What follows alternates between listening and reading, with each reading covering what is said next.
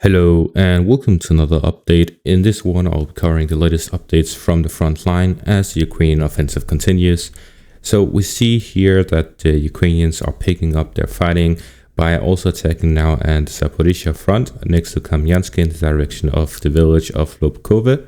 We also see a continuing of the fighting here west of Uledar in the direction of Novodonetsk, as well as the surrounding villages, as well as to the northwest of Velika Novosilka, as the Ukrainian forces continue their attacks in this direction as well, as they continue attempting to break through the front line of the Russian forces.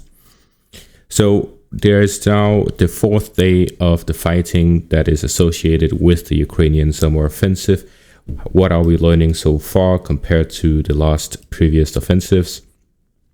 The first thing is that the Russian main strategy has not changed that much. When they see the enemy, they retreat. That is the general strategy of the Russian forces. However, it has changed a bit, and it shows that the Russian forces are now much more capable than they were back when the Ukrainians attacked in the direction of Kharkiv as well as Kherson. And the main difference is that now when the Ukrainians advance, they fall back and they launch artillery strikes as well as airstrikes, which in comparison, they themselves are much harder than it was last time, as the Russian forces are launching much more bombs and airstrikes compared to the last time, as well as the concentration of the artillery forces is also much larger in comparison.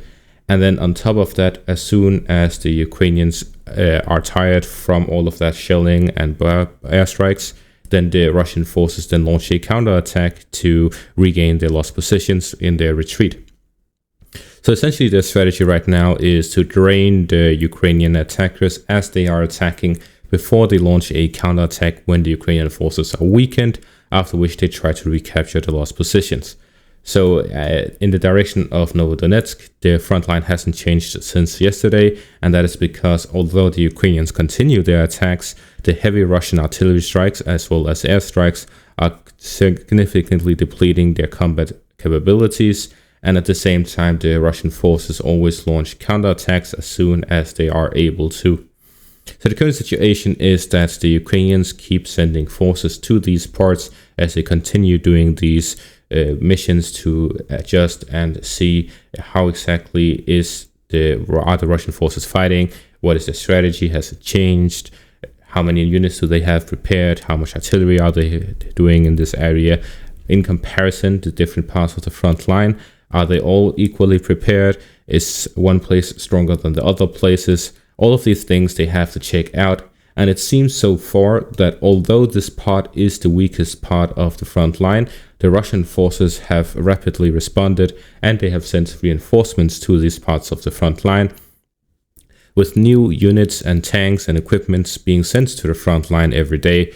We see here these pictures of weapons being sent to the front line across the whole front line where the Ukrainians are attacking. And then we see a continuous buildup of Russian troops across the whole front line. So the Russians, although the Ukrainians are doing these probing attacks, they are still preparing for further escalation by the Ukrainian forces, because what we have seen so far is mainly infantry and old equipment. We have not seen the Leopard tanks, we have not seen the heavy equipments that the West has sent to Ukraine over the past few months. We are not seeing any of those yet, and most of the units seem to be units that are disposable for the Ukrainian forces, as they don't expect much from these attacks. These are just to test, and for these tests, they don't really need their best units, they don't really need their best equipment, they just need whatever they can send to the front line. Now, it seems that the fighting is heavily concentrated around this area west of Uledar, in the south of the Donetsk front, connecting it with the Zaporizhia front. However, most likely it will not be limited to this area, because we have seen, especially from the Kharkiv area, when the Ukrainians attack, they attack from two directions, from the northwest and from the southwest, the direction of Balaklia, and to the northwest, moving southwest. And then they attacked in the direction of Kupiansk as well as to the south at the same time. So they did a true prone attack to prevent to hold both flanks instead of just focusing everything in one single unit, one single spearhead. So most likely what we'll see is that once the Ukrainian forces actually launch the offensive, they'll most likely try to launch smaller scale attacks here in the northeastern part, as these are all isolated villages in open fields. The infrastructure will make it difficult for the Ukrainians to supply a large assault in this area. So unless they move further eastwards and take the main road, which will be very difficult because that is much more heavily fortified than this western part, which is obviously poor infrastructure, which would be difficult for either side to supply. Even the Russians would have a difficult time supplying this.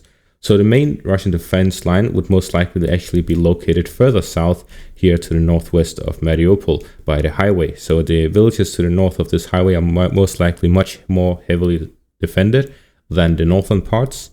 In comparison, the Ukrainian forces are now attacking in areas where there are barely any roads leading to, which means that throughout the spring, it would have been difficult to resupply these areas. So all of the artillery fighting across has depleted the stockpiles. But now that the summer has arrived, it's much more easy for the Russians to resupply these areas, which would make it easier for them to prepare for a Ukrainian offensive. Now we see that there are a lot of roads leading to Velika Novosilka, which is why we're seeing that being the main hub or the center of these Ukrainian probing attacks, as all of the supplies can be led there. So most likely what we will see if the Ukrainians double down on this location as the main sort of this offensive, then they will most likely use Huliaipole in connection with Velika Novosilka as well as Vuhledar to launch this offensive, for it to be a three-pronged attack. And why do I say this? Because if we look at the roads, then they need to have the eastern part, the central part, which connects both the eastern and the western parts, and then the western part. So they will most likely attack here to the northeast of Huliaipole and connect it with the direction of Velika Novosilka, moving southwestwards and southeastwards so that it can connect with the eastern part as well. So this will be a three-pronged attack. However, the difficulties here is that south of Vuhledar there is the river line, which will make it difficult for the Ukrainian forces to attack in this direction, which is why we're seeing the most heavy fighting being here by Novodonetsk. If the Ukrainian forces manage to capture these three villages, then they can ignore the eastern part and focus on the central part, after which they can move westwards and attack this village chain of the Russian forces. If they manage to break through the center of this and attack from both the western and eastern part combined with the northern part through Velika Novosilka, then the Russians will be hard prone to defend these areas and will most likely withdraw from them. And if they manage to capture these areas, then they can launch the next part of the offensive from Staromilniak, which is this village right here.